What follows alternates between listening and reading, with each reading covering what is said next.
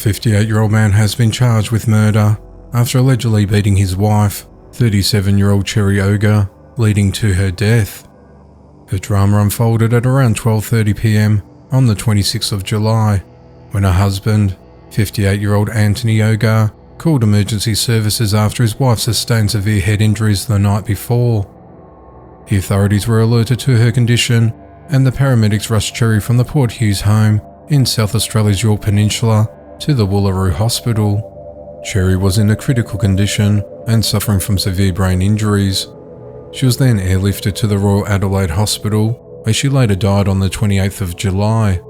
The authorities arrived at the couple's home and collected evidence from the crime scene, including a walking stick. Anthony was arrested and originally charged with aggravated assault causing serious harm, but the charge has now been upgraded to murder.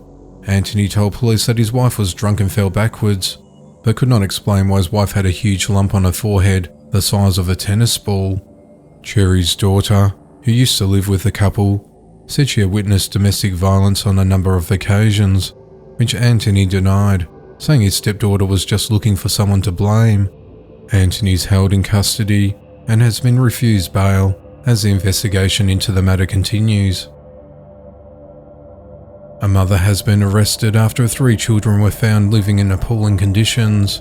The incident came to light after a neighbour in Fillmore Avenue in Palm Bay, Florida, contacted the authorities on the 24th of July to tell them that a young girl was seen by herself in their screened-in patio.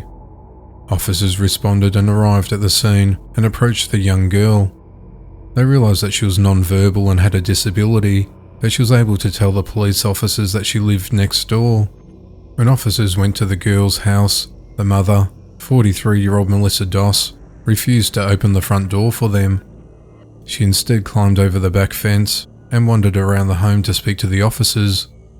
When she was questioned why the girl was next door, she explained that her daughter had severe autism and that she was asleep at the time and hadn't noticed that she had gotten out of the house. The deputies kept pressing to be let inside the home, but Melissa continued refusing to open the door for them. The officers left the area, but quickly received another call from the same neighbour, who said that the child was back at their house again. The officers returned and spoke to Melissa, but she still continued to refuse to let them check their house. She said she was at the end of her rope. She explained that if she let them in, they would contact their Florida Department of Children and Families. The officers left the property and contacted Child Protective Services. The investigators from the department arrived the following day and entered the home through the back door and were met with an overwhelming stench of feces and urine. Inside they found a large homemade cage made of wood and a metal-like chicken wire. The cage was tall, almost to the ceiling, and with enough space to accommodate a twin bed. Inside the cage there was a blanket and a pillow. Melissa told the investigators that she used the cage to lock the autistic girl up during the night to keep her inside the house. She explained that every morning the girl would scream until she was let out. Next to the cage was a bed where another child slept. The investigators described the house as uninhabitable. The roof was covered in mould and parts of the roof were collapsing. The floor was completely littered in garbage and there were bugs, spiders, flies and other insects all over the place. None of the bathrooms in the house were functional. Instead they used a bucket in the restroom and threw the waste in the backyard.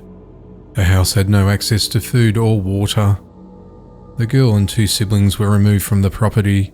Melissa was arrested and charged with a string of offences relating to the abuse and neglect of the children. She's held at the Brevard County Jail on a $20,000 bond.